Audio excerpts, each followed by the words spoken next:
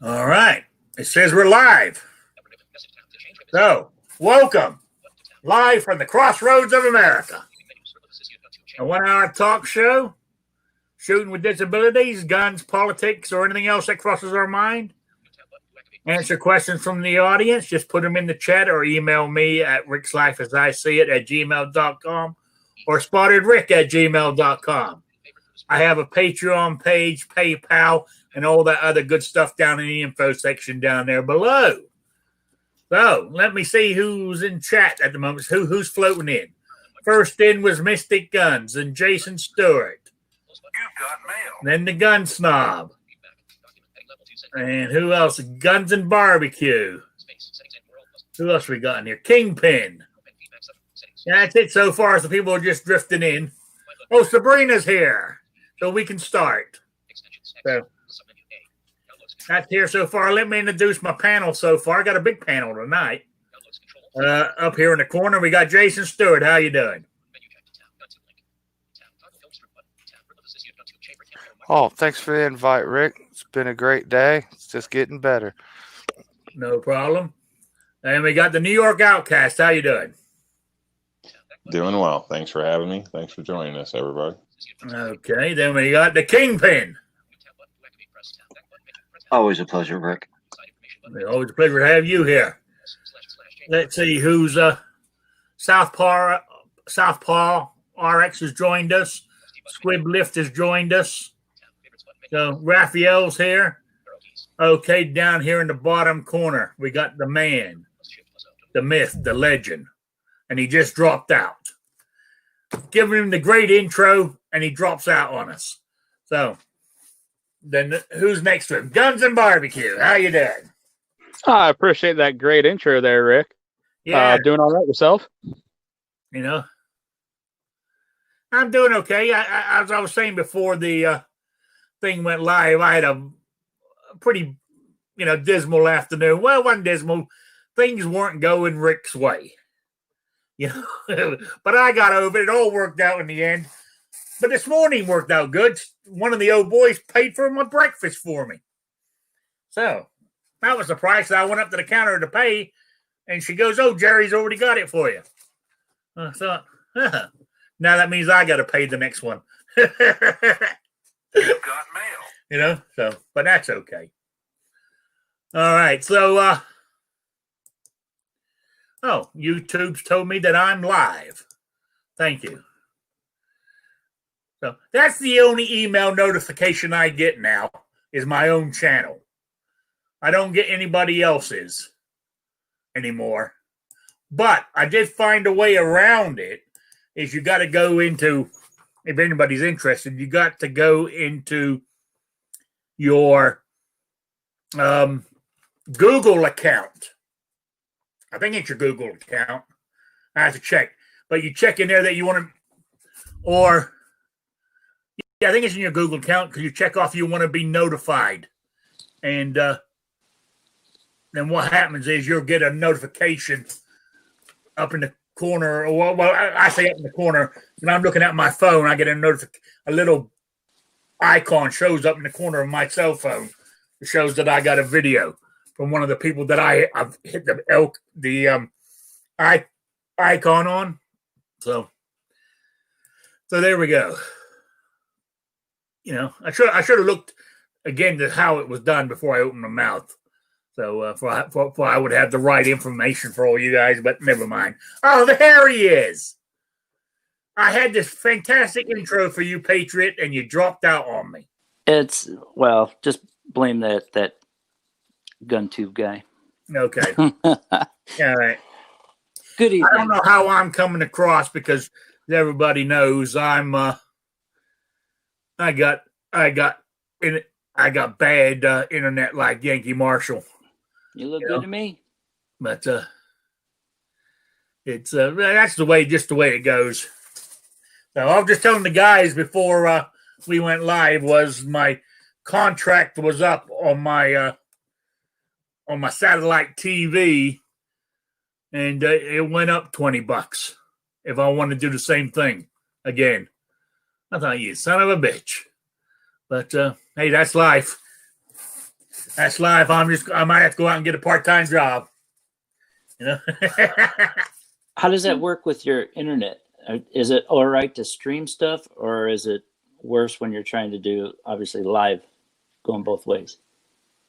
Oh, streaming. I mean, watching movies and stuff is not a problem, and stuff like that. I get very little. Buffering. It seems that I have problem when I'm doing the live stream like this. I was just meaning if you got rid of totally got rid of the satellite. Oh no, I'm not using satellite for my internet. Satellite's just my TV.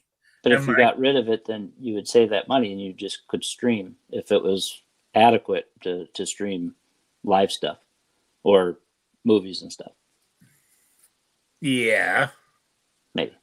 But there is certain shows on TV that I like to watch. And they don't always come on a streaming platform. But do you The need View? to watch them? You know? Are you watching The View? Them English shows. You know?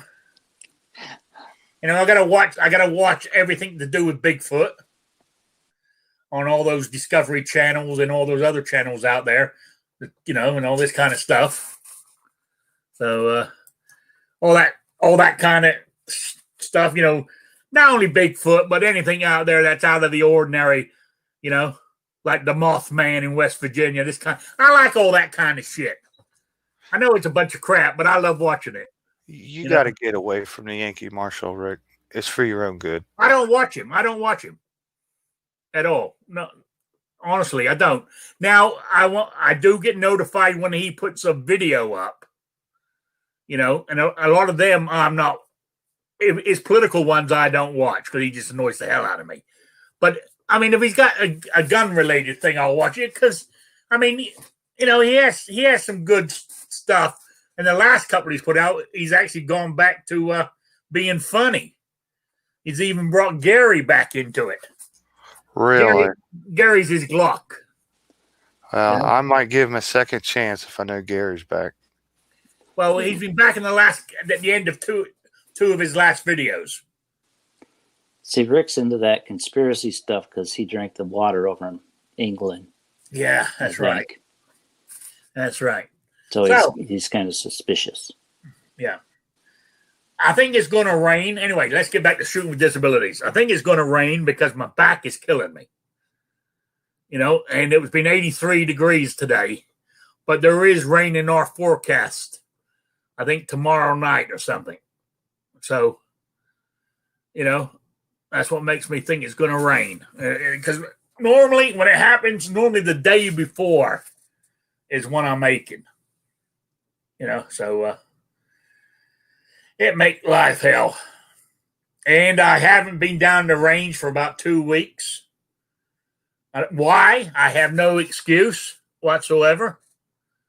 Except that I don't want to waste ammo. But, and yes, I reload. I've got powder. I've got brass. And whatever I shoot, I collect the brass anyway. So, and I got bullets. The only thing I'm hurting on is primers. Especially if I shoot my 380, I've only got about 300 primers left. I have to go down to the gun store, see if they have any. I got primers this week, and it's the first time in several months.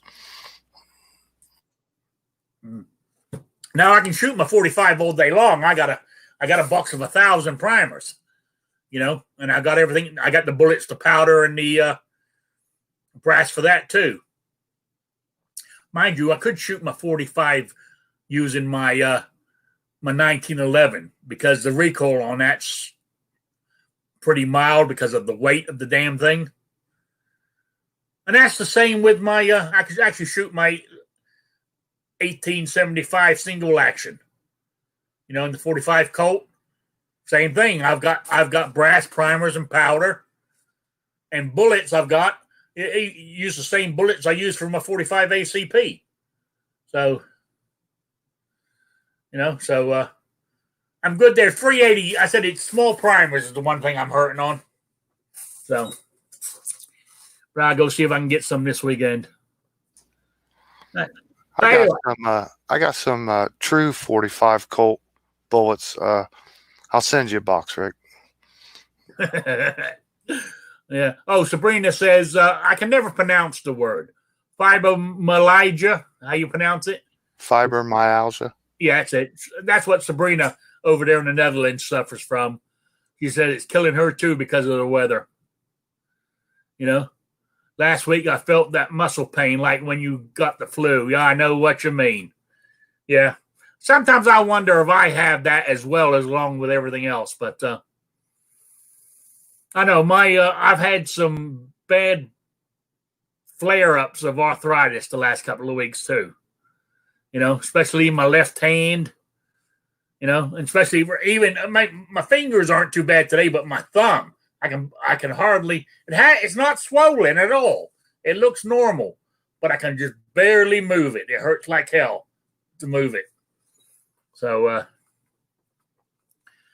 you know, and my shoulders have been killing me. I've got some of those now. Those what in the hell you call them? Those bands that stretch. I can't even get the correct name for them now, but there's a name for them. Where you do exercises with them. Come on, guys. You must know what I'm talking about. The Suzanne Summers Thigh Master? Something like that, yeah. But I've been using those to stretch my right shoulder because my right shoulder is the worst. I mean, I mentioned this before. I mean, I don't know if anybody's watching the camera. I can only lift it this high. I can lift it higher if I push it up, you know, or grab hold of something up there, hold on. But normally just to lift it up, I can only go about like that with it. So it's a real. So I've been using these elastic things trying to work and build up the muscle and stuff in that shoulder. Oh, that's what I mean. That's what I'm taking. That's what the hydrochloroquine is for. It's for my arthritis. So I didn't think it was actually working.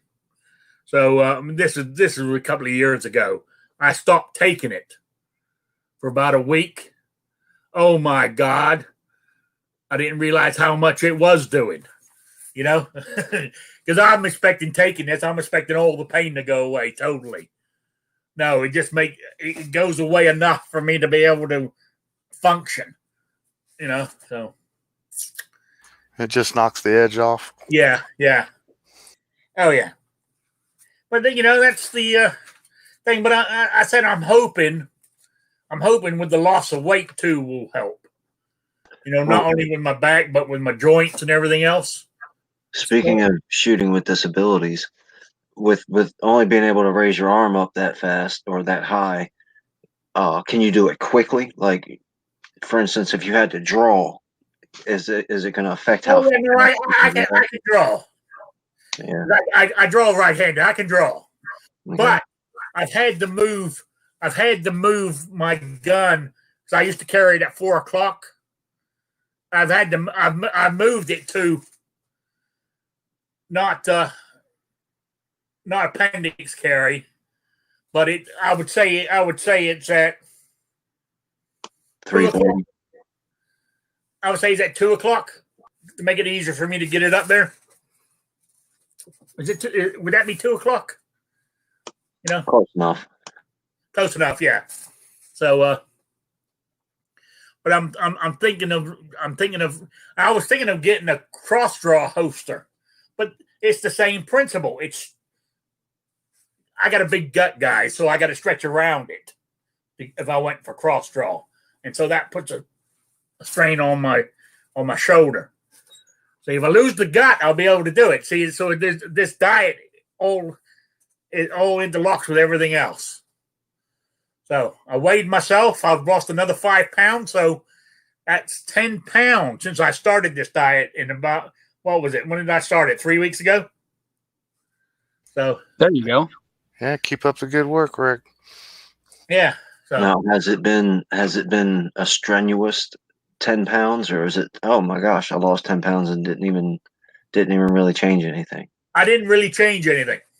All right, so now that you've said that, if you lost 10 pounds by hardly doing anything, if you bump up your effort just a smidge, one more percent, then maybe you could lose 15 pounds next month and still not be acting like you're on it, like starving yourself. Just, add one more little notch and, Oh yeah, slowly I mean, take it. there's a couple of things. I've been keeping track. I use My Fitness Pal on my phone. It's a free. They haven't a paid one, but I use the free app, and I keep track of what I'll be eating every day. And so I see. I mean, I see where I still haven't given up soda totally. Every now and then I'll break down and buy a soda. I need to cold turkey on the soda. That's a killer. Only if that's a part of your addictive personality, yeah, you need to cold turkey on it. But if you feel like, and only you can answer this really, because we just know you by what you tell us. So, uh, if you can have a soda every once in a while and then not go back, then don't swear off soda forever. But if you know that as soon as you crack open a soda, it's back to the races, then you definitely got to stay away from it. Oh yeah, I mean, normally if I went, normally I got to stay away from them because I didn't drink a soda for almost 3 years. I completely done away with them and only drink water, and that's what I need to start doing again. And if I went out anywhere, like to dinner with people and stuff, I order a soda. I may have taken 2 sips out of it, and left the whole thing sitting there. Instead of ordering just asking for a glass of water, it'd be just as simple, But I feel kind of bad for the waitress. If you're looking for like some flavor, like if water gets to just be too bland and you need some flavor, there's all kinds of those different pouches out there. Oh, I do. That's what I use. The one that I like best is Crystal Light because it's low in sugar and all that kind of stuff. And I think the Crystal Light makes most of that other stuff you pour water in and it just makes your water taste worse. But if you add Crystal Light to it, those usually, for me anyway, are the best flavor. Now, like for me, when I was on my diet for the surgery and all that, they actually recommended Crystal Light because it's sugar free. But my mother was with me at the store the one day, and they did not have any of the Crystal Light ones. And I was like, I really don't like those anyways. Do they have, how much sugar is in the Country Time lemonade packets? And it turns out those are sugar free also. So if you like Country Time lemonade over Crystal Light or something, again, both are sugar free. It's going to be a huge difference. I mean, I tell you which one is good that I like, and they're sugar free. Believe it or not, is the good old Walmart brand. They do a sugar. I drink their grape. Oh man, I mean that's got a nice strong grape taste to it. So, if you think about it, you could save yourself gobs of money. The Country Time lemonade's one I'll have to check out because I like their cans that you scoop out of and make your own. But if you go out and buy flavored water, it's $2.95 a bottle or whatever ridiculous. You can go out and get it at Walmart or your local grocery store and get the 35 pack of the cheap, like Acadia waters. Is that? Oh yeah. And dump it right in there, and you're not spending any money at all on your beverages. Oh yeah. What I do also is I buy the single packets for when I'm out and about.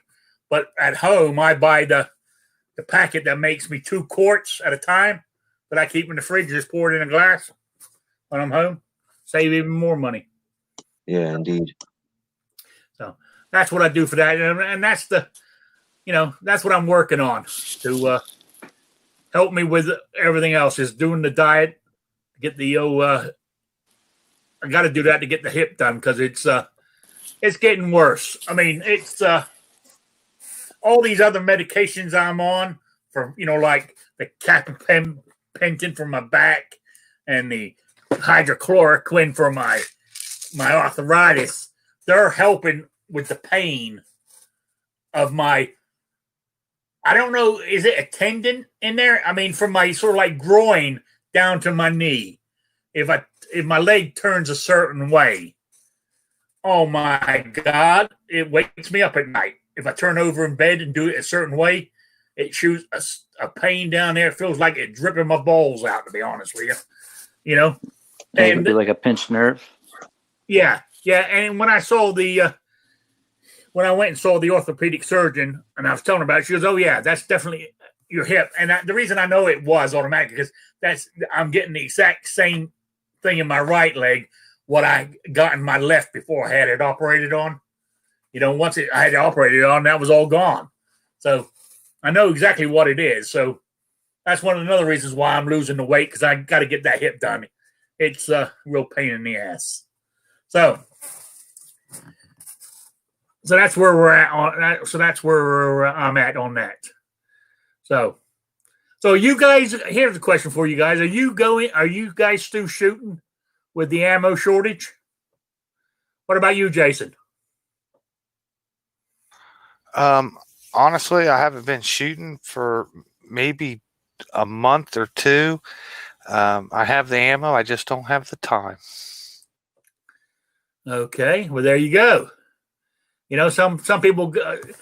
I mean, since I'm on Social Security, I need you to keep working, to keep paying for it. You know, so I can understand. I'm doing all I can for you. I appreciate it. What about you, New York Outcast? Are you still shooting, or are you cut back with the shortage?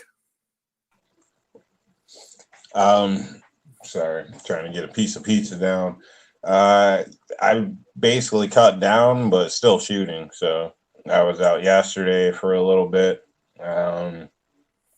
Basically, it's something I enjoy to do. So I'm gonna keep going until I get to the point where I'm not gonna touch any more of what I have. So basically, I try to buy what I shoot, but that seems to be an issue nowadays. So. But yeah, it's still going, just not as much, unfortunately. And when I go, I'm not shooting as much, I would say, either. So okay, all right. What about you, Kingpin? I probably go through about 1,000 rounds a day. You know. Yeah. Okay. You have no problem getting hold of it either, do you? No, I still go every weekend, but I stopped blowing through ammo once I got over the excitement of having new guns. You know, when I first got into buying guns, I was at the range and I was dumping 150 rounds of AR-15, 150 rounds of 9, 150 rounds, just blasting through it because it was so much fun. And then my friends stopped going with me, so I started going by myself and started trying to become a better shooter. So if I take 5.56, I'll go through 20 to 40 rounds on a weekend. If I take a 9, I'll go through 50 rounds in the weekend. I've got thousands of rounds of 40, so I'm not really too concerned about that. And as far as getting 9 and getting 2, 2, 3, 5, 5, 6, I really don't have a problem getting that stuff. It's just I gotta wait until it's available before I can get it. So I try not to blow through it as fast as I can. Right at the beginning of this, I went through. I bought the Shadow 2, so of course I had to put a couple hundred rounds through it. So that cost me and went into my reserve supply quite a bit. But other than that, like I really don't have a problem getting the 9 and the AR ammunition, if you will. Yeah. Well, I'm like you also. I mean, after the novelty wore off of being a gun owner and having all these guns, like when I go down there, I said if I shoot 100 rounds, that's a good day for me. Normally it's 50 or less because I'm more interested in placement of my shot, making sure I hit the target, drawing from my holster and hitting my still target and stuff like that is what I practice on that more than anything else, not just blasting away, just to see how fast I can unload a magazine.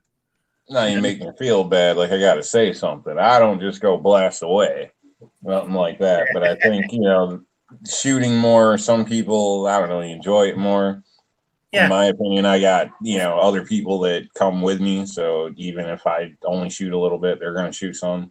Yeah. But I think I enjoy it. And my goal is to be better than the next guy. So there's a lot of guys that carry a gun, criminals, or even out there, it's kind of lucky to draw. And the more you practice, the quicker you're going to be. So, you know what I mean? Whether that's getting on target.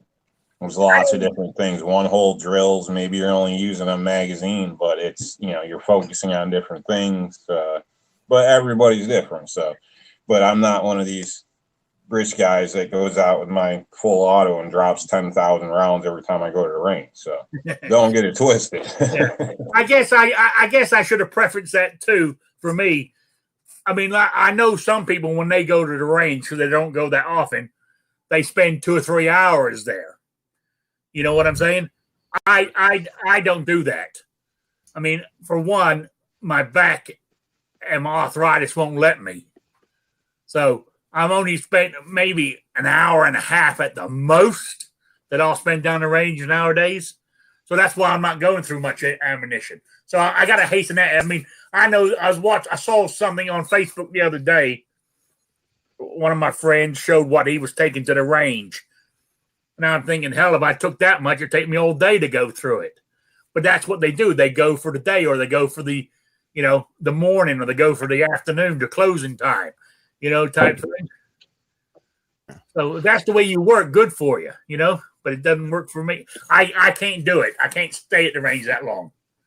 So I tell you, since I've started to learn reloading, when I was going out to the range, I almost had no concern with my targets or being there or anything.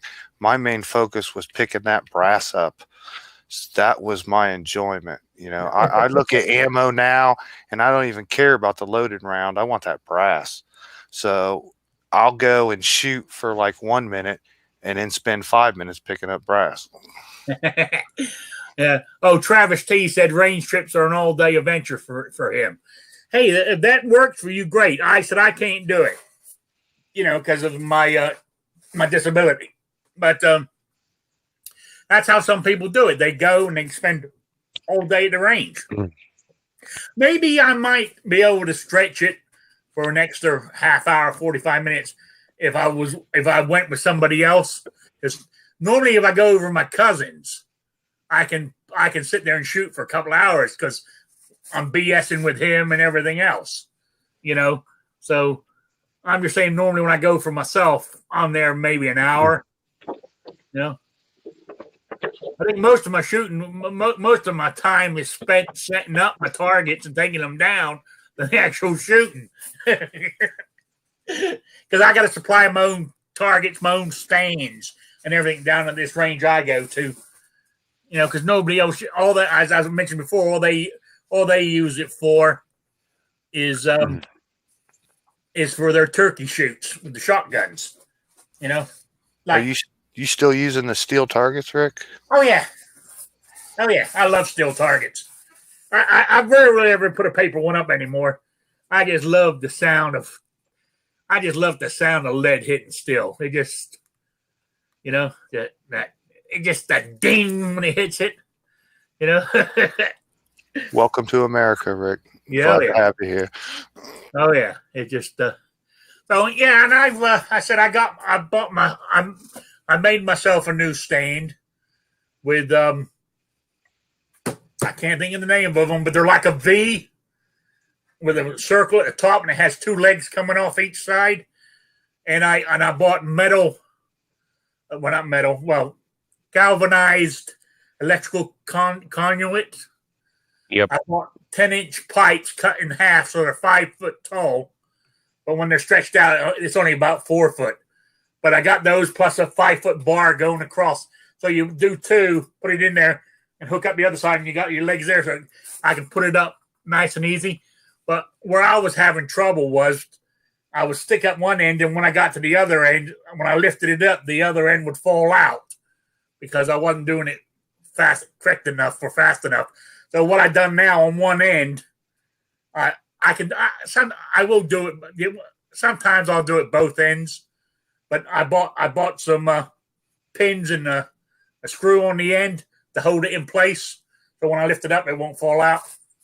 I drilled holes through it, so that works for me. So that's what I use. So I have my steel targets hanging down from this 5-foot pole going across.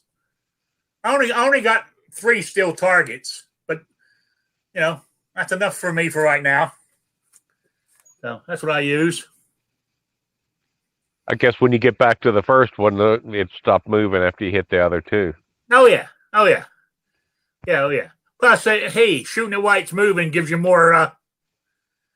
Gives you something that gives you more on the accuracy.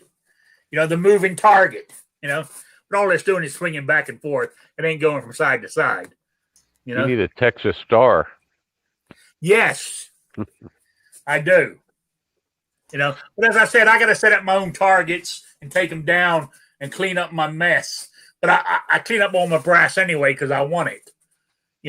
So yes, it only cost me $10 a year to use this place.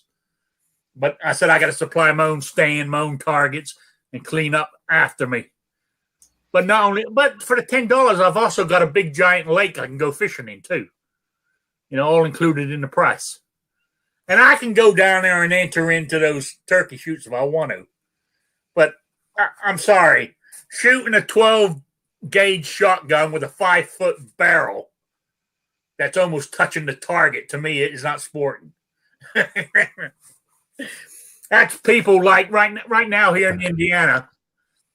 The 1st of October was turkey season and deer season. I believe it's bow at the moment, and it's illegal to bait these animals here in Indiana. I know some states it's not. To me, I think down in Texas you're allowed to put up feeders or whatever. If you got to bait the animal to come to a feeder where you can stand there and shoot it, where's the sport, guys? Where's the sport? I know you're shooting it because you want the meat, but hell, give the animal a fighting chance, for Christ's sakes. Yeah, here at Salt Licks. As Bloomberg says, if you can't shoot him in 3 bullets, let the deer get away. You know what I'm saying? He deserves to get away. Oh, don't ever say that. Yeah. Don't ever say that. My goodness. You always need a 30-round magazine to shoot deer. Yes. Yeah, well, I'd say take one, honest to God, because around here, there's always those stories where somebody accidentally shoots somebody and then it's their buddies against you. So I think you're a damn fool to only go in the woods with 3 rounds. But not only that, but there's plenty of people going out hog hunting with a 30-round magazine because they're having to take out 10, 15 hogs that are destroying their land. Oh, I totally understand. I was saying that as a joke. Field dressing and a bear rolls up. Who knows? Hey, do what Squib did. He shot that deer, then he went up with it and emptied 7 rounds of 45 ACP into it. And then he dragged it to his bumper and drove the bitch over. Yeah, So says, Rick, you're such a liberal. Also, you've never been hunting before. I do remember somebody saying that there was some guys from Detroit that drove up deer hunting and they went out with pistols and stuff, but they couldn't get the deer in their vehicle. Those black and white deer are pretty big. But I don't remember where they were exactly where they were from. But it happens. The cows get shot in pastures. So it's sad to say it's a lot of the city people that go out hunting for the first time or whatever. So a lot of people, they'll shoot at whatever they can, anything that moves. So it gets risky, especially if you're a little bit darker. Hey, Rick, I will tell you something a little timely. If you're looking for targets, right? I just built one for my daughter for her pellet gun, and it seems that there's all these fancy little signs in my yard, with the wire legs that stick in, the politician signs. They work great for BB guns, and you can hang targets on them. So All right. If you have an extra one laying around, I mean, that's obviously with kids. It's just little wire ones. But. Yeah. Were you going to say something, Will and Well Armed? Sorry. I lost it. Sorry. Oh, that's okay. But that's typical Patriot. I get that. Yeah. So I do have a lot of ammo, enough. Wait, are we still on that topic? On what? On the ammo. You said you guys shooting. Oh, I keep asking everybody. Oh, okay. Who was next in that line? Oh, Guns and Barbecue was next. So are you shooting as much as you were before? No, but I haven't shot as much as I used to since I lost my vision. Again, that goes back to me being dependent on to find somebody to take me to the range and whatnot, and that seems to be few and far between unless I'm letting people, shoot up 100 rounds worth, 100 rounds. Wish it was only 100 rounds, nearly $100 worth of ammo or something, and by that point, it's not worth it. Last time I did get to shoot anything was when I was making my zombie gun video, probably a month ago, and I just shot my 44 Magnum a little bit. When I'll go out again, I don't know. So I guess the whole vision thing is kind of nice because it helps me conserve ammo. Yeah. Oh, Midnight Range says those turkey shoots aren't about shooting as much as it is hanging out with and bullshitting with the gun people. Oh yeah, you're right. I mean, I've been down there when they've had a turkey shoot. I didn't enter, but I've been down there. I mean, there's 300 or 400 people that show up to these turkey shoots, and the barbecue's going and all the stuff's going, and they got raffles and people are sitting around big giant picnic tables all BSing. Oh yeah, I had a good time when I was down there. I mean, I didn't enter, but I had a good time with everything else. So I totally understand where you're coming from. It's just, that kind of thing with I guess I'm a liberal, as Squib Lift says. Shooting at a target with a extra extended barrel to make the disbursement of the pellets less, to me is unsporting. That's like baiting animals to shoot. To me, it's unsporting. But hey, what in the hell do I know? I'm just an old fat white guy who used to live in England. So I'd consider it fair. I mean, if you're doing it hunting and you're actually eating it and stuff, it seems legitimate to me. It's not difficult, but it's not like you just point and pull the trigger. You got to lead them, so there's a little bit of skill involved if you want to be decent with it. So, I've had fun shooting, the clay skeets or whatever is enjoyable, but if I had dinner afterward from it, I'd be even happier. So. It's not my normal thing, but you know what I mean? I see that as fine. I think kind of baiting stuff in might be crossing the line in some sense, but I mean, okay. To me, going out hunting your deer, walking through the woods or whatever, and you see one and you sneak up or whatever you do, or wait for it to get to a certain point and shoot it. I can understand that, but to put out a feeder and wait for all the deer to come up and start eating and then shoot them. Where's the sport? I'm sorry. What about guys riding horses them for food? But I mean, if you're going to shoot them, if you're going to do that, you might as well go buy it. That's highly illegal for food.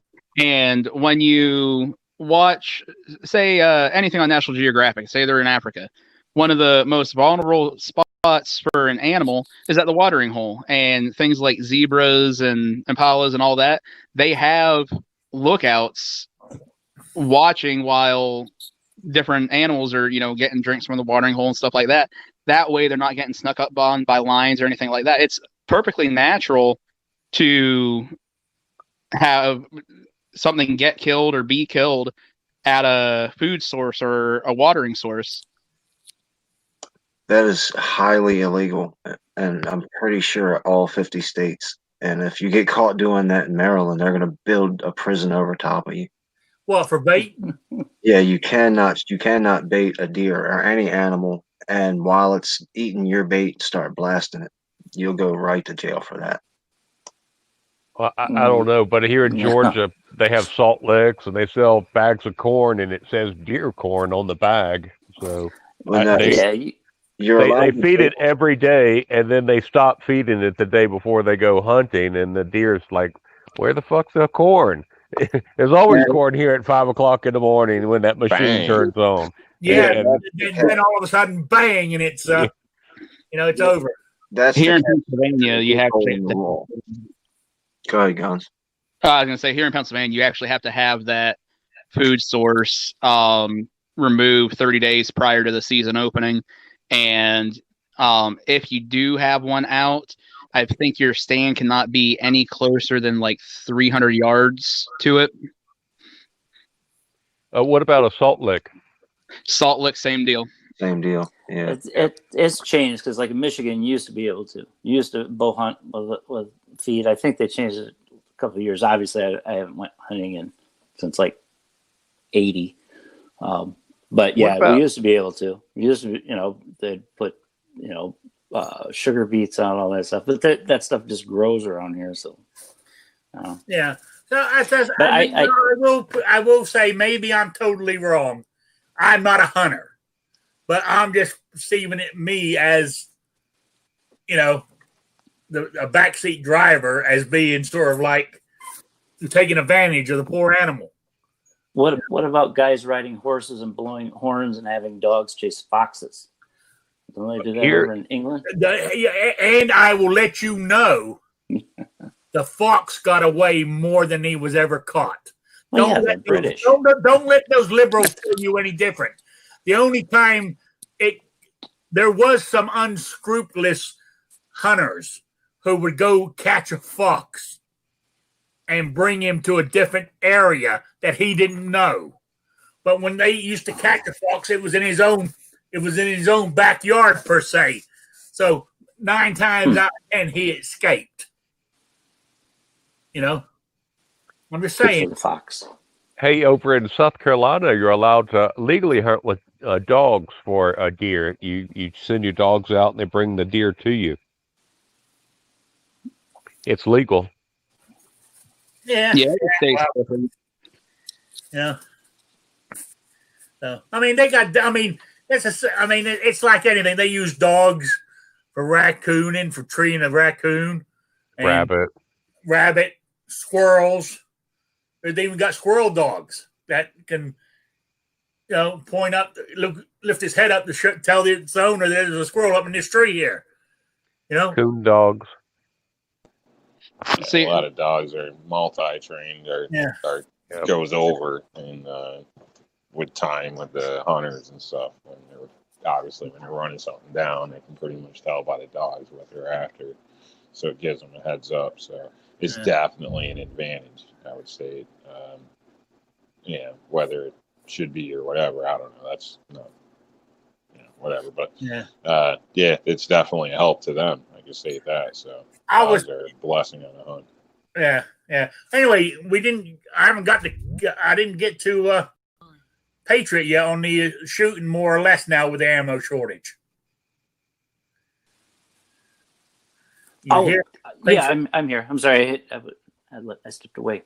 Ammo, I'm pretty well set with any of it. I don't go as much because the people that I usually go with, the only way they go is if I, fund them, just like Barbecue said. But I did earlier this morning put an order in for 2,500 rounds, but it was BBs for my daughter. She's went through all the BBs and pellets that she had, so that's the only thing that I'm really going through is pellets. And BBs. How's your AR-15 build going for your daughter?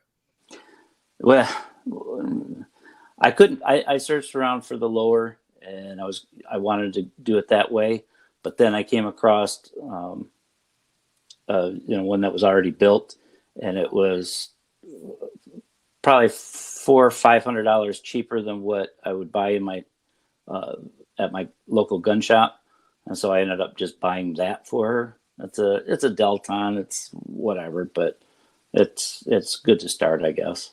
I mean, once this is over, then we're going to go into the build. Was she going to build it with you, Patriot? Yeah. That was going to be her first build. You could always rip that thing apart and be like, yeah, I don't know. I did because I've been watching Dead Horse. He's got some like his dollar trigger videos and stuff, and I actually tore the lower apart, not like the retaining pins or anything, but the trigger and stuff. And I was checking it out because it is kind of sandy. So yeah. All right. But definitely, her birthday is the 30th, and she's a teenager. So yeah, we're gonna come up with some kind of project that'll keep her on the straight and narrow. All right. Well armed. How about you? Is your since the ammo shortage, has your bullet count gone down when you go down to the range, or have you slowed going, or everything staying the same? I went to the range last week, on Saturday. The Georgia football game started at 8:00, and I got there at 6:00, and I'm the only one in the range.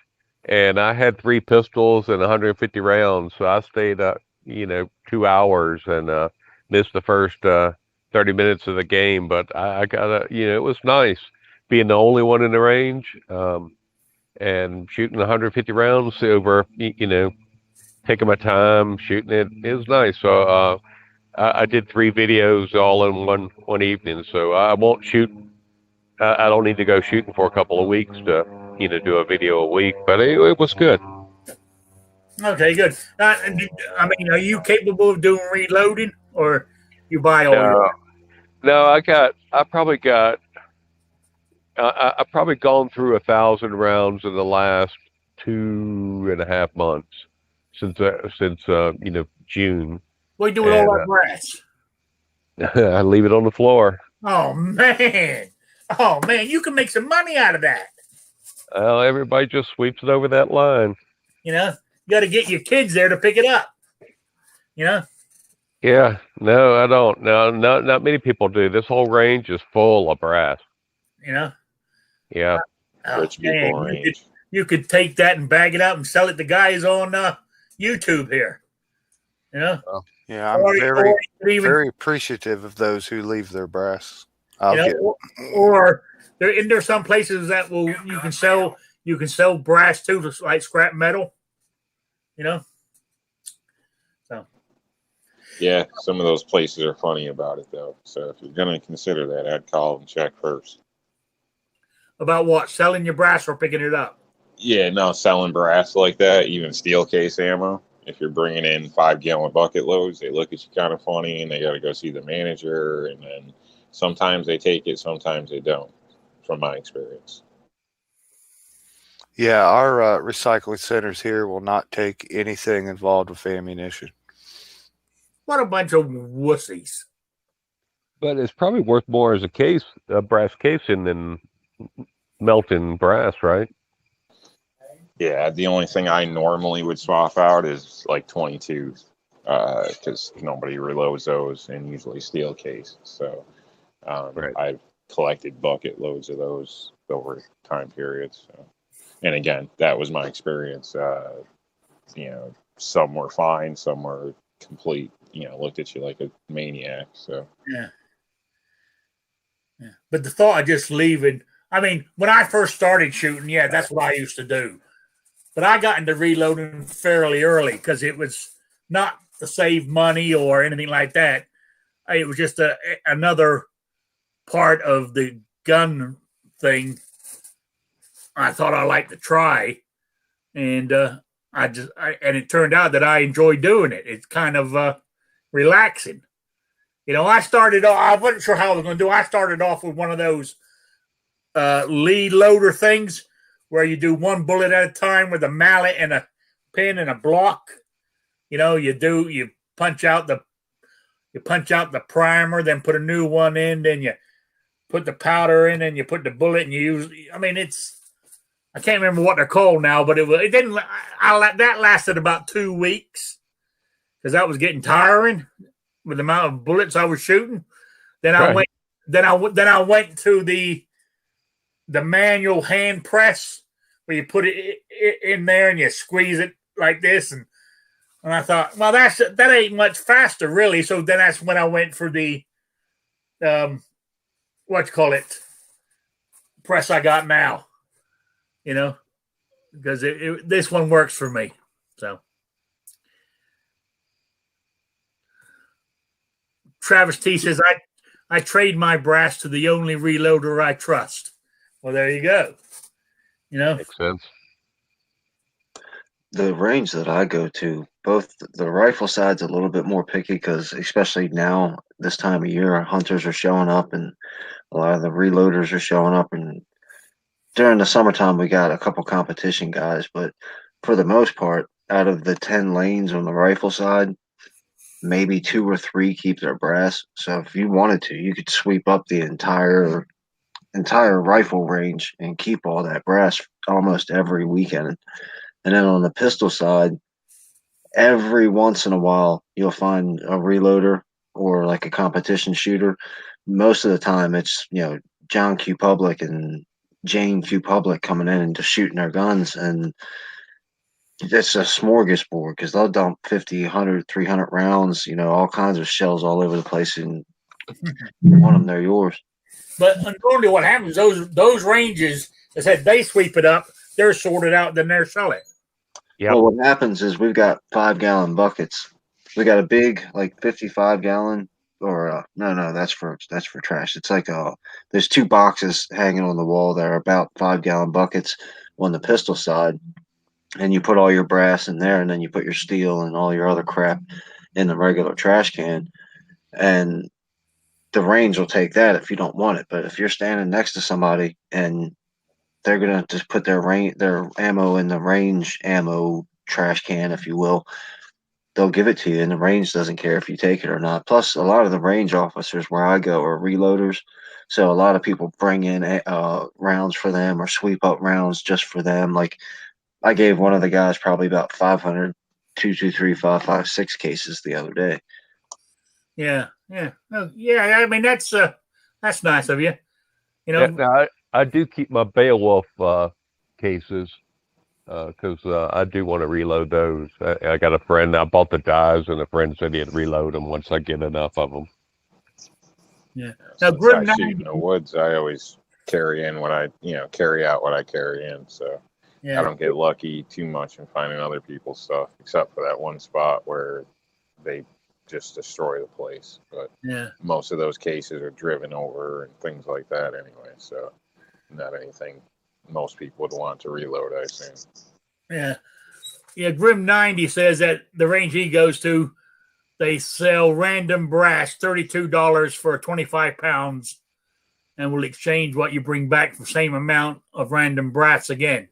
Well, that's pretty good. Like I said, he just, I guess being a reloader, just thought of brass just laying around sort of, just doesn't sit right.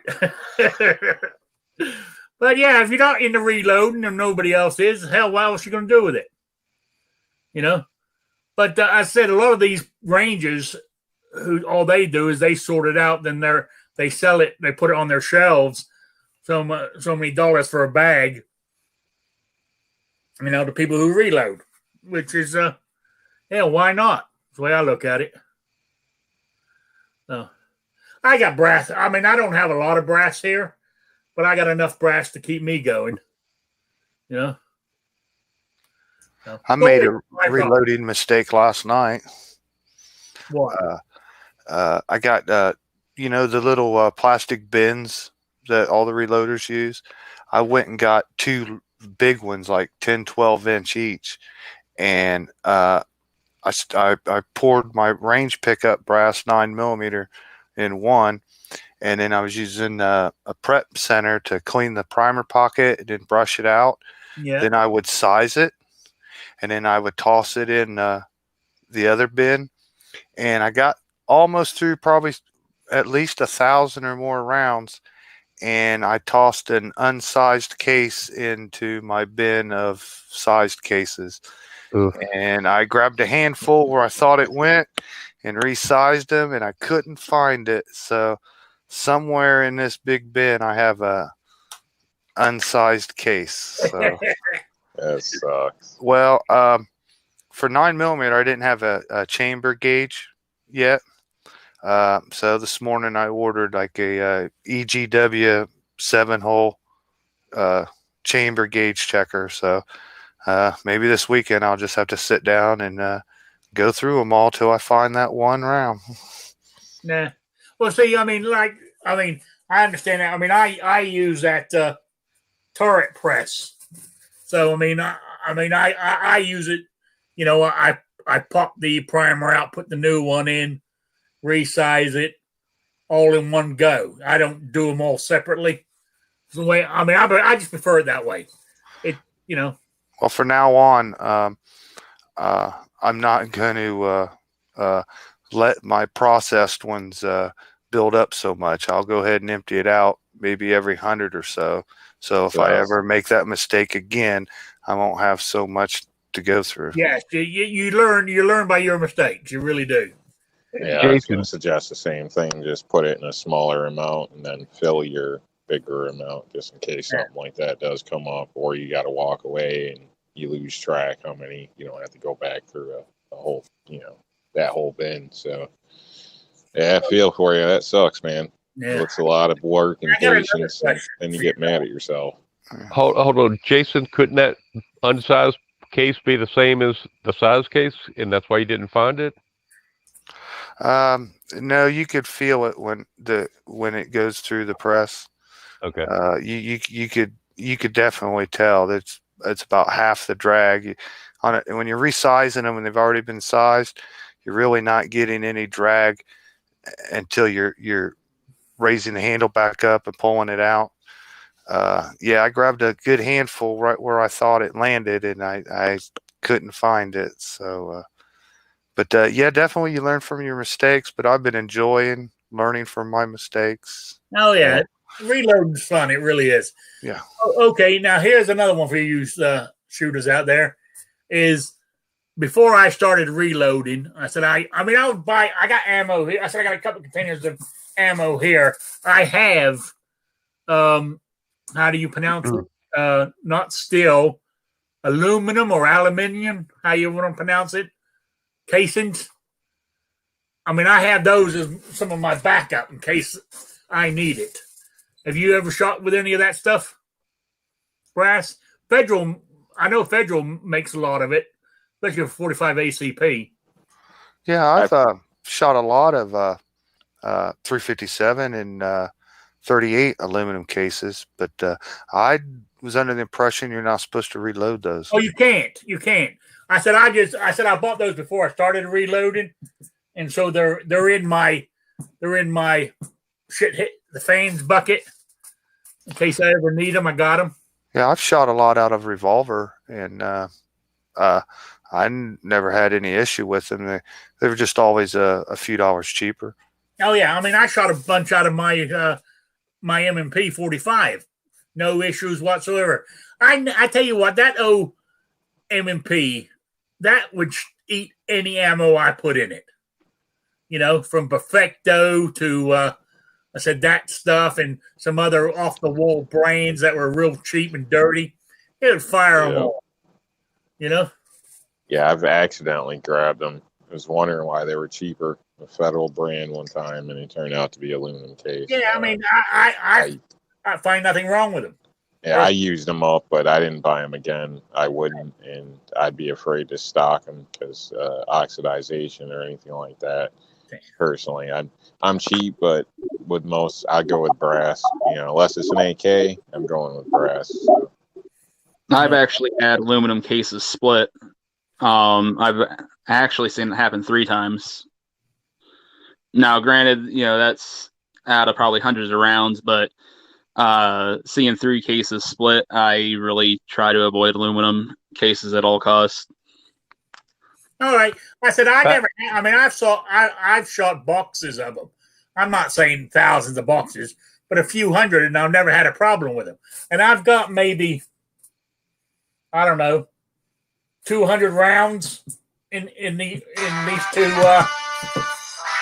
ammo boxes here. I said all the other ammo is brass. but I just happen to buy those, and they're just sitting in there for emergencies. You know what I'm saying? If shit hits the fan and I can't get out and I'm running low, at least I've got those to use. You know? In August, I got 8 boxes of Talmo Steel 45 ACP, and it was $15.99 a box. I that's a great price in nowadays for 45.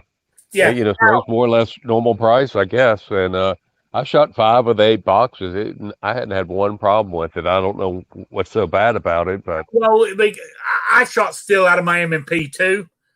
Now if I had a choice, I would shoot the aluminum or aluminum, whatever you want to call it, before I would shoot steel. Steel, because it's so hard when it pops out of your gun, it can do some. What's the word I'm looking for? It hurts your extractor. Excessive extractor wear. So if you shoot a lot of it, it's just a harder material. It's just the natural. Another issue that you can run. Sorry, Rob. My bad. Oh no, that's fine. I was done. Another issue you can run into with steel case is it doesn't cool as quick as brass. And a lot of people, and this is where the extractor wear really becomes an issue, because if the round is coming out and being thrown like it's supposed to, it really doesn't damage your extractor too excessively. The problem is when that round doesn't cool as quickly as it should, so it actually gets stuck in the chamber, and then you're running a semi-auto or something and it goes to cycle.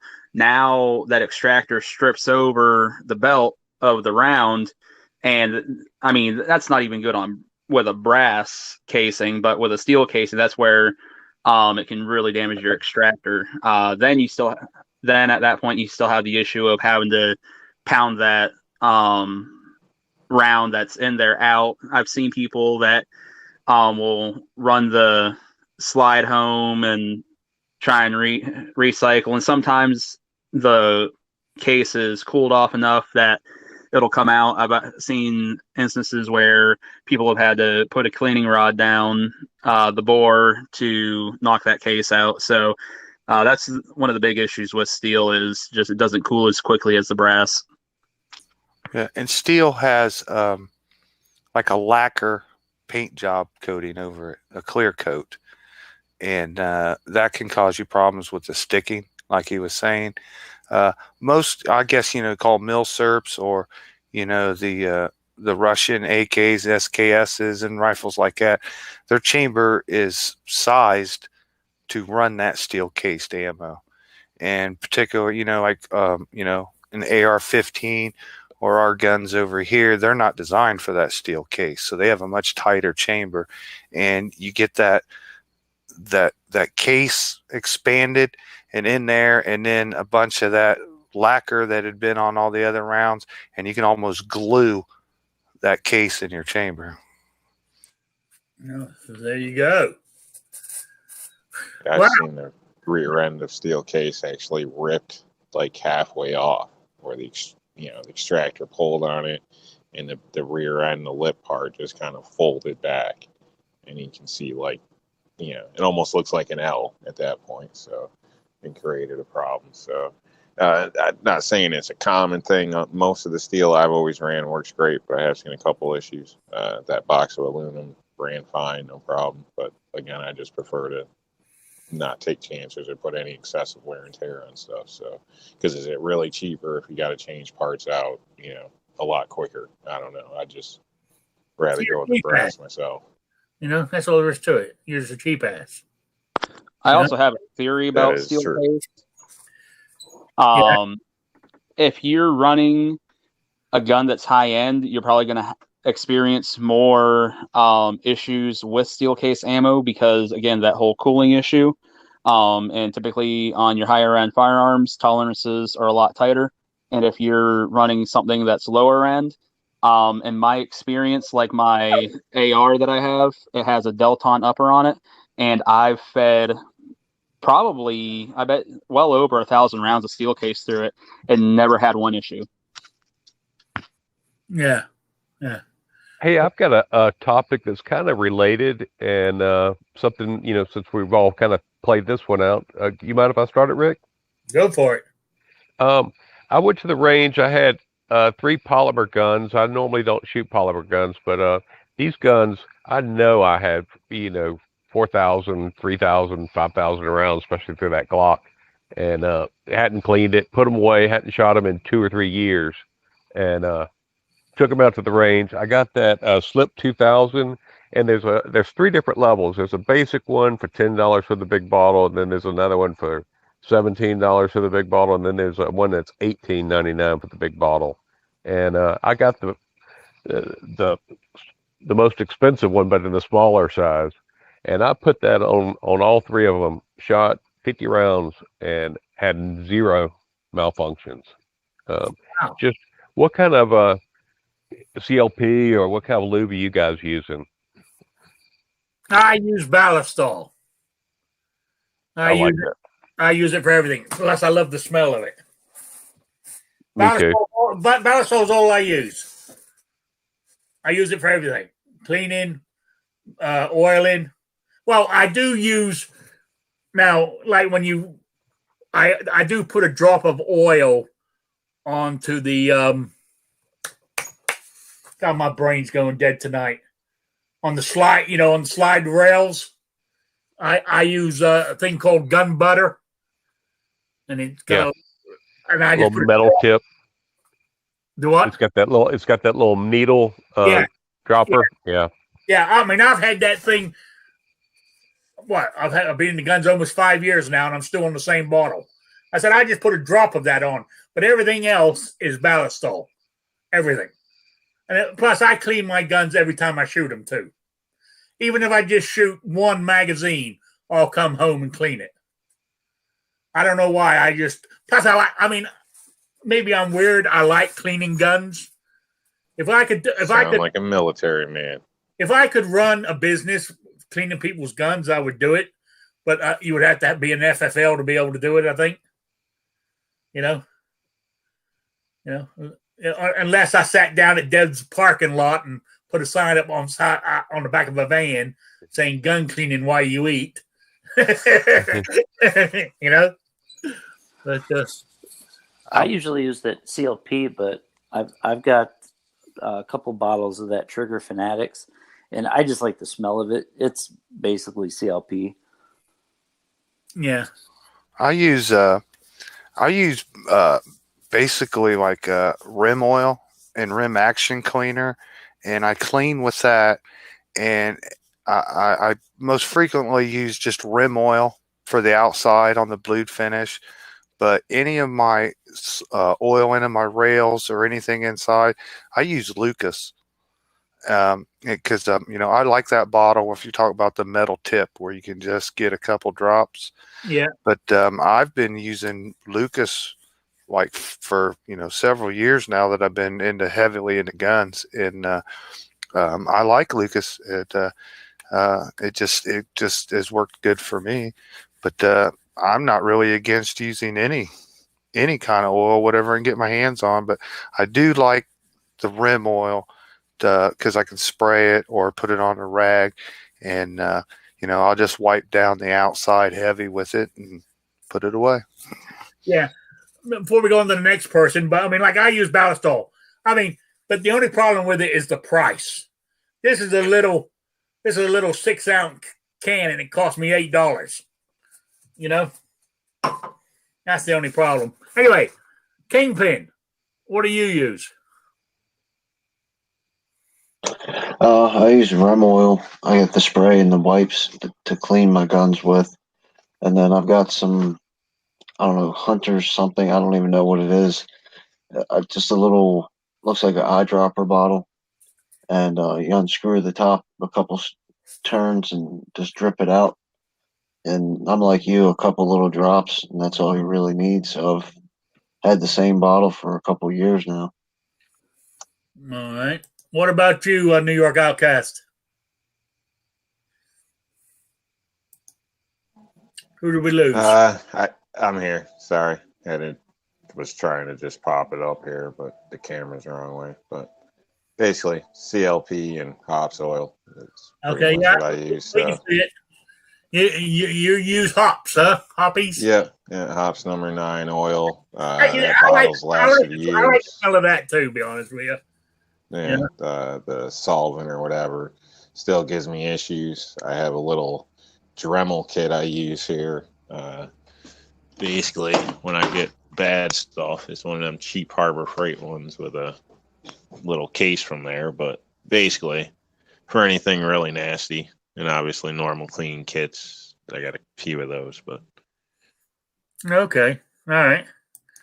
Let's see. Two Live Moves says he's using Shooter's Lube out in the chat there. Have I got everybody? Guns and Barbecue. Did you say what you used? No, I didn't. I have always used Hoppy's 9, mainly because it's just what I was raised on using. But I've experimented with Ballistol, really like that. I've used CLP in the past. I actually just got some of Night Strike's gun tube CLP, so I'll be using that. But I always seem to go back to Hoppy's 9 in the end. Yeah. I like the smell of it because my cousin uses it. When you go into his gun room that he has, it just permanently smells of Hoppy's number 9. I do like the smell of it. You can actually get that as an air freshener. Maybe. Really? That's yep, cool. Yep. Yeah, you can I actually love the smell the of ones that go in your car and stuff. You can, Yeah. I might have to look for one of those. I do like the smell of it. So, all right. Did we get everybody on that? When you buy something from Blade HQ, they give you an air freshener, and I think it smells like some kind of lubricant oil. Oh yeah. Yeah, the little, the thing that hangs on your mirror, the air freshener. It smells like knives, so it must be kind of oily smell, Yeah. All right. Oh my God! It's 8:15 already. Jesus. So anyway, before I forget, let me do my quiz. And what I wanted the quiz. This is for Saturday, mail-in only. And what I wanted to know: samurai swords. Or I call them samurai swords. Samurai is the actual person. The actual name of the sword is actually different. But what I want to know, he lived between sort of like 1250 to 1350 in that time period. He was widely recognized as Japan's greatest swordsmith. I want to know what his name was. Don't ask me. And when you guys answer it, I can't pronounce it or spell it. But I got it written down here, so that's what I'm looking for. So between 1250 and 1350, that's the time period I'm looking at. In Japan, at that particular time, he was recognized as Japan's greatest swordsmith. And even today, he is still recognized as sort of like the best swordsmith that's ever been. From more information I read. So that's email me at rickslife as I see it at gmail.com or spottedrick at gmail.com. Get it into me by 12 o'clock Saturday, and you'll be in for the quiz for the swag pack. So there we go. And there was a link that you wanted me to put in the chat there, Kingpin. What's that for? I asked for it to be put in. Oh, that was you. I did a video today on 2 House bills that are here in PA that are sitting in the Senate right now. They already made it through the House, and they're sitting in the Senate right now. And right now it's looking like they're not going to get voted on and will probably just stay on the floor and die. So just trying to get people to contact their senators, get a hold of Senator Jake Corman, the Senate Majority Leader here in PA, and pressure him to get these things voted on before they go out of session. They've only got I think 3 or 4 working days left. So that's going to be tough. Next question, though. Say, for argument's sake, a miracle happens and they read them and pass them. Is the governor going to sign them? Probably not. But I think as long as we have 60% vote for the bills, it doesn't matter if he tries to veto them or not. They'll still go through, and I'm pretty sure they went through the House with more than 60% of a yes vote.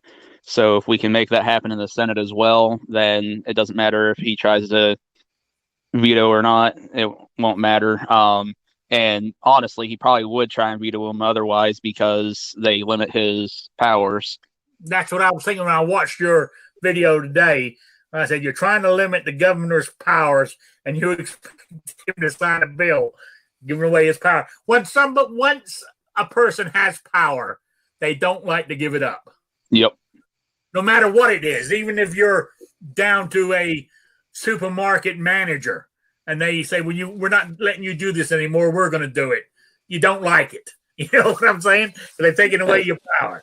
So, except for George Washington. What about George Washington? He gave it up. And he could have kept it. Yeah. Oh, yeah, he could have been king. Yeah, but, he understood that. Everybody else wants to. That's why they have it. Who was it? Which president had 3 or 4 terms? Roosevelt. That's what I thought. It was getting to a point where that was getting ridiculous. He had 3 terms, but he died shortly after being sworn in for the 3rd term, I believe it was, which is what made Congress pass a constitutional amendment to limit the presidency to only 2 terms because they didn't want that happening again. Yeah, which makes sense. I personally feel. I don't know. It's another conversation we can get into on Saturday. It's about term limits. Let me write that down. The pros and cons, people's opinions on them. Personally, I go from one side to the other on that. I understand the premise behind it, but there's a lot of, unfortunately, I can go over it real here. It's problem with term limits with senators and congressmen is what happens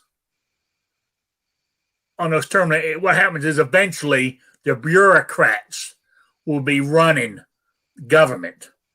A good example is exactly like it's happened in England. You have ministers and stuff, but you have those government employees who that's their life. They're federal employees, like over here, and they're actually running the British government because they've been there forever. You know what I'm saying? So, that's the problem I see with them. But so if you have a turnover of congressmen and senators, and each one's got to learn the ropes every time. By the time they finally got the hang of it, it's time for them to go. But that person's still there, that bureaucrat's still there. And when the next guy comes in, he goes, well, we do it this way. And he doesn't know any better. So next thing you know, they're running the government, not the people. I don't know. I think term limits might be a good thing in a sense. I'll give a couple of reasons. In a sense, age. People age differently. Some people at a certain point, maybe they shouldn't really be there. You shouldn't be there over 70. I have issues just walking through parking lots without getting ran over by certain old people. I'm not hating on old people because some people are, they're up before me and get home after me and they're busy all day. And the day they stop doing stuff, they croak. So, but there's other people that have been slipping for years slowly. and it's not that uncommon. I agree with you there. I mean, I think there should be an age limit. You know, a bunch of medications nowadays. You got a pill that side effect for another pill, and you know, I think at a certain point that's an issue. And the fact that I think if people are there too long, they get comfortable, and I think everybody kind of wheels things out to personal balance or personal benefits. So yeah, I think as far as like the insider trading, all their husbands or wives get all the big contracts. I mean, I personally would rather see them cycle in and out. I'd like to see more statesmen instead of politicians, to be honest. Oh yeah, I mean, people that do this and then go back to their job. That was originally what it was to be. I mean, I don't know when did the actual career politicians start. You know what I'm saying? Before, people used to go do it and go back to running their. Well, to me, that's really the only thing you're going to be able to trust. Somebody that's in it to make a living out of it. How do you trust them? Everything's speculation at that point. But, you know, we lost a good one, Trey Gowdy. You know, he was in and out, you know, retired on his own. I don't think he had to retire, but he wanted it out. Well, Trey Gowdy was good, but then he went on the wrong side for me, because during, I think it was the last mass shooting, he agreed with the, as the mainstream media calls it, assault weapons ban. He agreed with it. So, I mean, after he said that, I stopped listening to him. You know? Yeah, I never heard that one. I'll have to go look for that. Oh, yeah. But, no, I think age limit there should be. I mean, just for an example, I know there's got to be others, but I'm reading. It'd be like a cognitive response, or I don't know, maybe that's the wrong word, but more of a mental limit, not necessarily age. Like the Catholic Church, when they pick a new pope, it's, you know, the cardinals all going to a conclave and stuff. But if you're 80 years old, a cardinal can be 80 years old, but he doesn't get a vote. So what I'm not saying 80 years old, but say 70 years old in Congress or whatever. Yeah, you can stay there and be a congressman, but you ain't going to get a vote for your state. They'll soon leave, you know? I like what New York was saying. There needs to be some sort of aptitude test, something there to measure their mental state. And I mean, there's so many jobs out there that require a mental health evaluation to perform that job, and I don't think government should be any different. If you're elected in, then you need to go. Or honestly, I think before that you're elected in, you should actually have to have a mental health evaluation done just to run. If you're then found to be, hey, you know, you're not mentally capable for this position, then you don't get to run in the first place. And every time that you're going to run for election or re-election, you should have to get another one. Yeah, that's communism. No, I mean, I disagree with you on that one. But wasn't it President Reagan who stopped that you can't stop somebody from working no matter what their age is? You know, I believe I don't know, but there's a difference. I mean, well, I don't know. I don't want to beat the same horse, but you know, older people start slipping. It's not like you don't care for them, you don't love them. Older people don't realize it. Regardless, it's not. It shouldn't be up to them. It's not them that's putting them there. It's up to the voters in their area to hold their people accountable. If the guy's slipping, they should take care of it and get rid of them. I mean, it's not up to the person. You know, I mean, obviously they can choose to step down, but you know, like Pelosi, she's been there 130 years now. Well, I've been thinking she's been slipping for 30 years now. So yeah, they're in there, and this is where we've gone through this before. They keep putting her in there because unfortunately, we've developed to being a lazy country. oh, she's doing it, so we just keep it there because I don't want to do it. It's different than that. When they get seniority and you want to keep, that means they bring more pork home, so they keep that seniority. Just like what's the old guy in Kentucky? I mean, he should have been out of there for years ago. McConnell. McConnell. I hate to see anybody on antidepressants or certain types of medication disqualified. Well, you got to be careful not to violate people's civil liberties. Exactly. Well, I mean, it's just a side effect. It's a proven statistic. I mean, if it just seems like a risky deal. Bipolar, some things just wouldn't be ideal. I mean, I agree with some of that stuff, but you got to be careful when you start limiting people to their physical and emotional and mental capabilities because of certain medications. That's wrong, because that's going to violate their civil liberties. But I mean, half the veterans coming back would be allowed to have a gun once you go down that slippery slope. So, what you going to do? Disabilities. Whole big spiel. Hey, now you're doing tests on them, what medication they're taking, how their mental situation is. What you going to do next? Well, if they can't walk up the stairs without a cane, they can't become a member either now? No, it's completely different. Your mental state. That's where you're heading. Thinking this would be a position where you don't have to take this job. This is a government position to, rule on things for the whole country. So you don't have to take this job. If you choose to take this job, well, I would love to have the American public to know you're of solid mental health. That shouldn't be a big issue.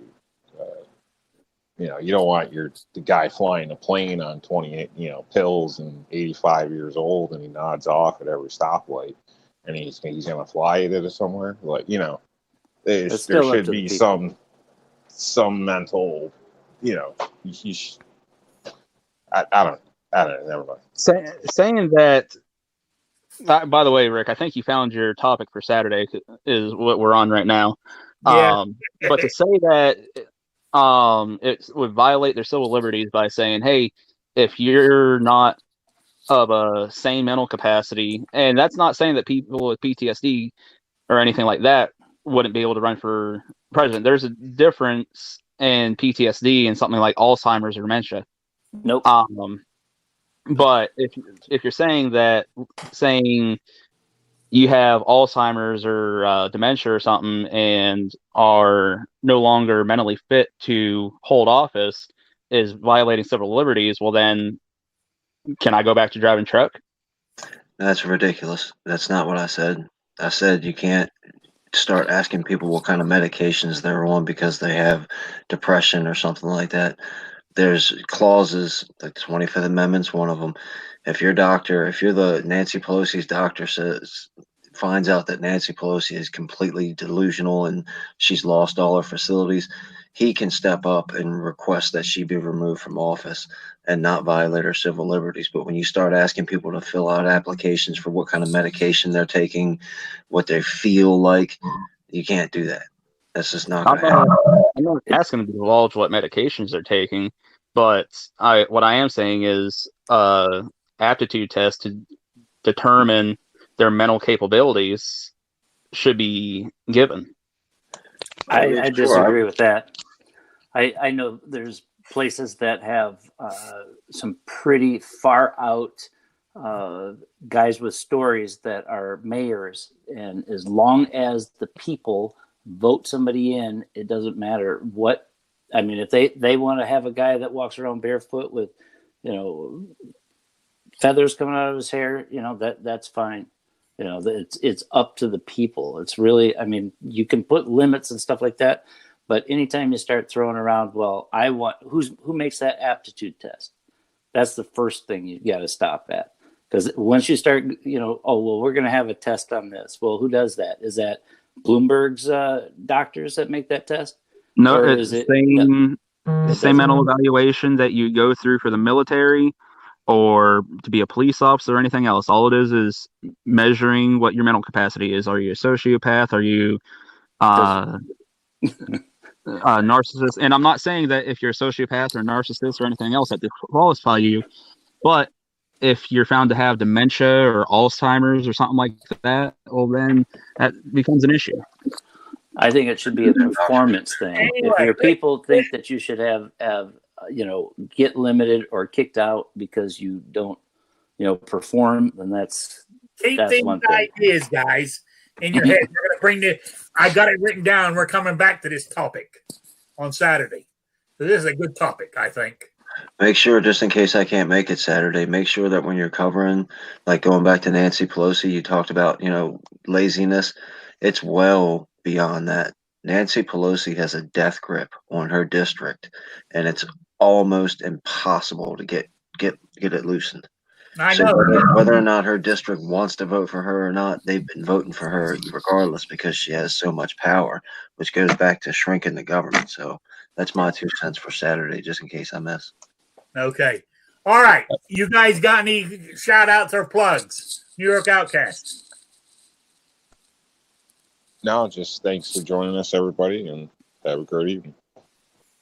All right. Kingpin, got anything? Oh, yeah. Check out Roll Call. He comes up later, 10:30, something like that. Ransom Raise. Okay. Guns and Barbecue. Just that video I mentioned before. If anybody has any friends or family in Pennsylvania, or you live in Pennsylvania, heck, even enemies in Pennsylvania, just share that video with them or point them in its direction, mention the bills to them, say, hey, do you know this is happening? Just, get the word spread. I appreciate it. And thanks for having me, Rick. And the link is in the chat. So, okay. So, all right. Patriot in the Dark. You got anything? Talk to me, Patriot.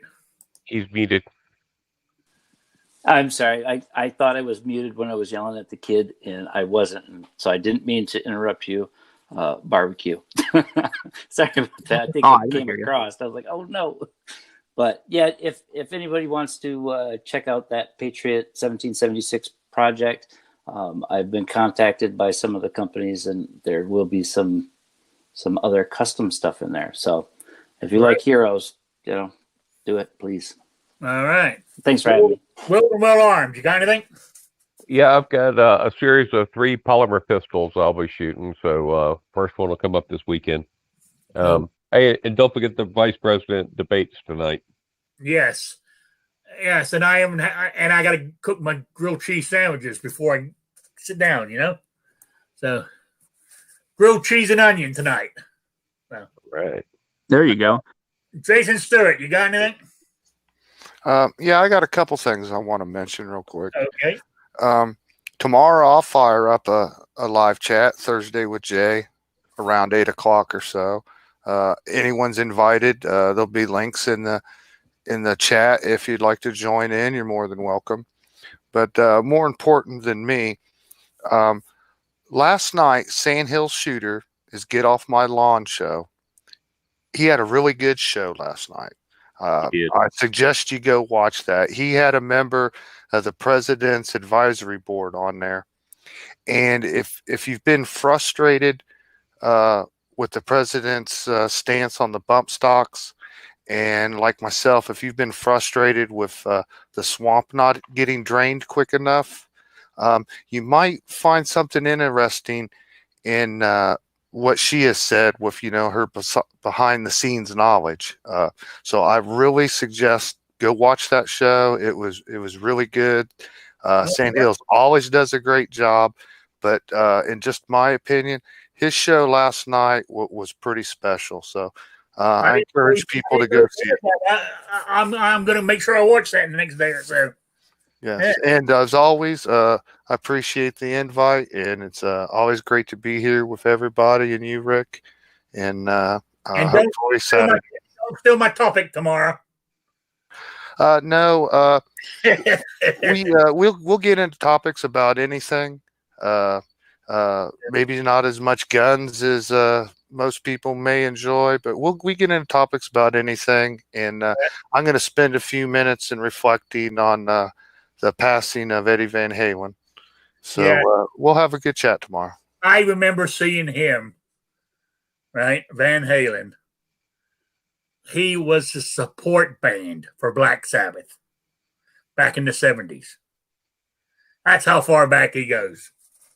You know?